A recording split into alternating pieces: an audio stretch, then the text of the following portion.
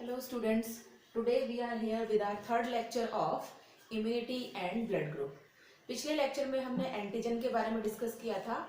Today we are discussing about the structure of antibodies. ठीक है, antibody formation हमारी body का थर्ड लाइन ऑफ डिफेंस है. तो आज हम एंटीबॉडी की स्ट्रक्चर के बारे में देखने वाले हैं, किस टाइप का स्ट्रक्चर एक एंटीबॉडी का होता है. The antibodies are also called as immunoglobulins.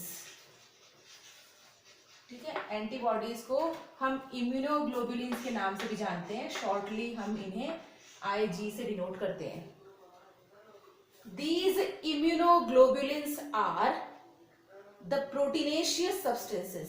ठीक है, ये क्या है, हमारे पास एक प्रोटीन वाला सब्सटेंस है जो कि बनता है कब, जब कोई एंटीजन हमारी बॉडी पे रिएक्ट करता है. ठीक है, जब एंटीजन हमारी बॉडी पे रिएक्ट करता है वो हमारे physical, chemical and cellular barriers को क्रॉस करने के बाद जब हमारी बॉडी में पहुंच जाता है तो वहां पर एंटीबॉडी फॉर्मेशन होता है. और ये एंटीबॉडीज एक प्रोटीनेशियस सब्सटेंसेस होते हैं जो कि हमारे ब्लड की प्लाज्मा सेल्स में प्रोड्यूस होती है. ठीक है, तो जो ब्लड हमारा है उसकी प्लाज्मा सेल्स में प्रोड्यूस होने वाले जो प्रोटीनेशियस सब्सटेंसेस है, they are the antibodies which are specific to the antigen. कौन सा एंटीजन हमारी बॉडी पे रिएक्ट कर रहा है उसके अगेंस्ट एंटीबॉडीज हमारी बॉडी में प्रोड्यूस होती है. बेसिकली जो एंटीबॉडीज हैं, ये एंटीबॉडीज इंग्लिश अल्फाबेट के वाई लेटर जैसा स्ट्रक्चर इसका होता है. ठीक है, इंग्लिश अल्फाबेट के वाई लेटर जैसा स्ट्रक्चर, इट मींस इस टाइप का स्ट्रक्चर हमारे पास होता है एक एंटीबॉडी का. क्लियर? हम जब इसको देखते हैं कि किस टाइप का स्ट्रक्चर है, यहां पर इसमें ये हमारे पास एक एंटीबॉडी का स्ट्रक्चर है. यहां पर एंटीजन बाइंडिंग साइट्स प्रेजेंट है. ठीक है, तो ये क्या है, ये यहां पे एंटीजन बाइंडिंग साइट्स प्रेजेंट है. ठीक है, ये हर एंटीजन के लिए क्या होती है, स्पेसिफिक होती है.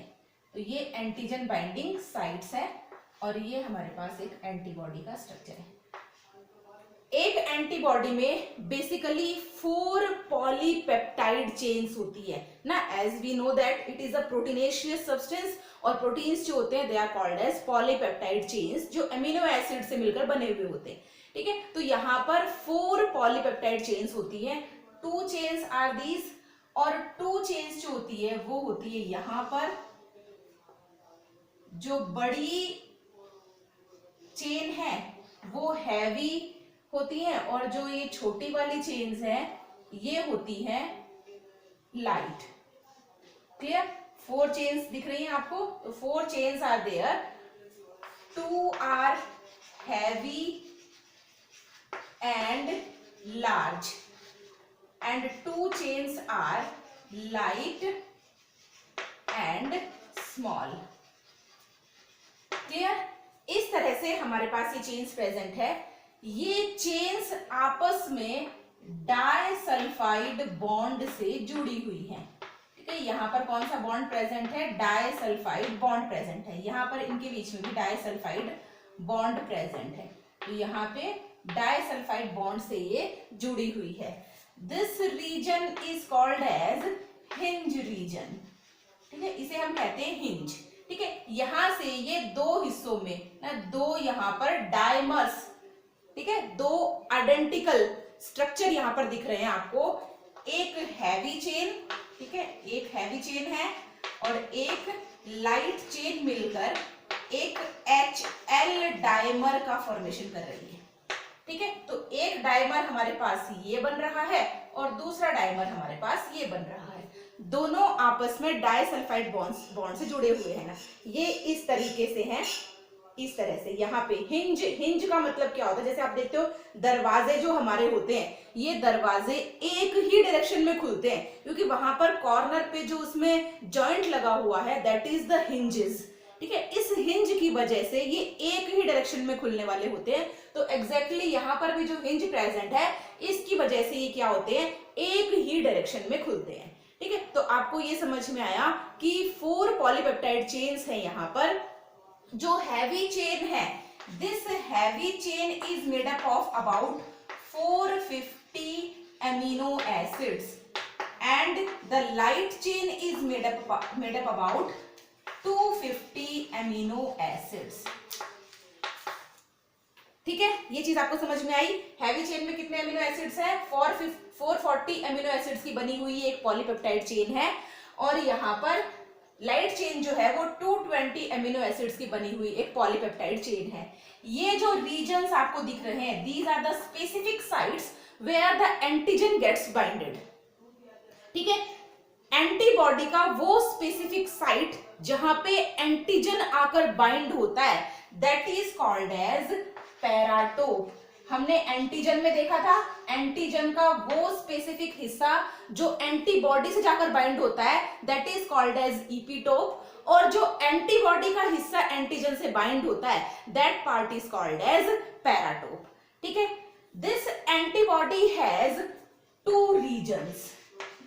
एंटीबॉडी के अंदर आपको 2 रीजन्स देखने को मिलते हैं।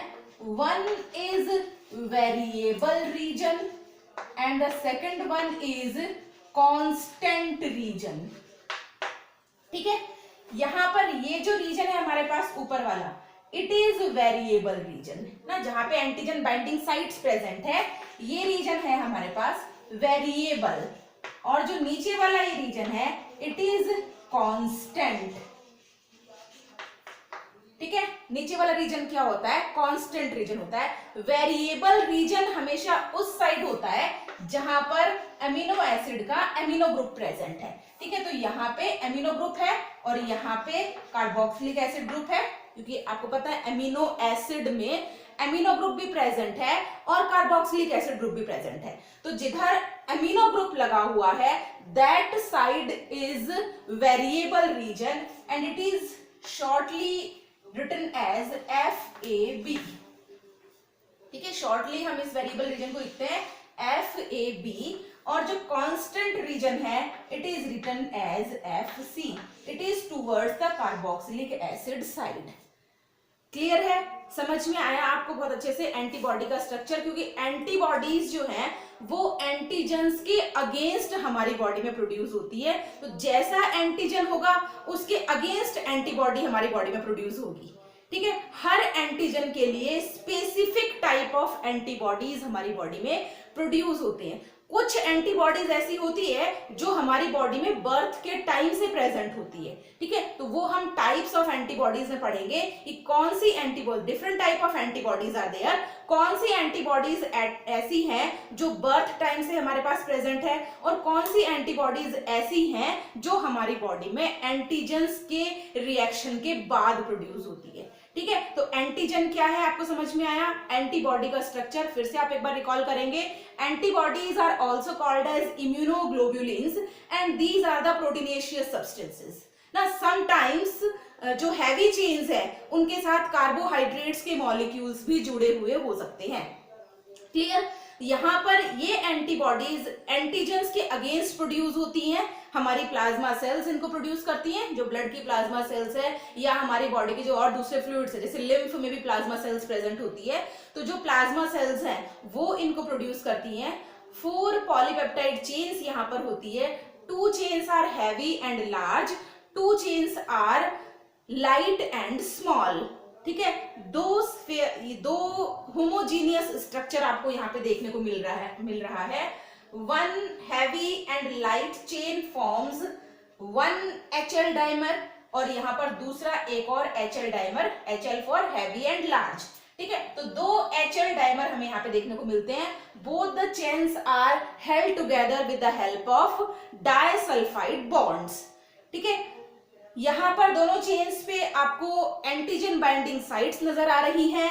एंटीबॉडी का वो हिस्सा जो एंटीजन से रिएक्ट करता है, that is called as paratope.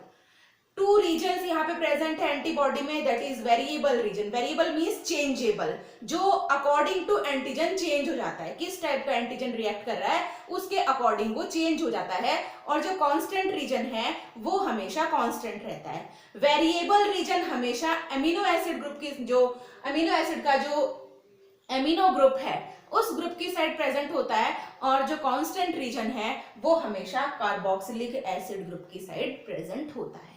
Clear? Hopefully आपको एंटीबॉडी का स्ट्रक्चर समझ में आया होगा। क्लियर? आपको अच्छे से इसको समझना है। In the next video we will talk about the types of antibodies. Clear? Thank you very much.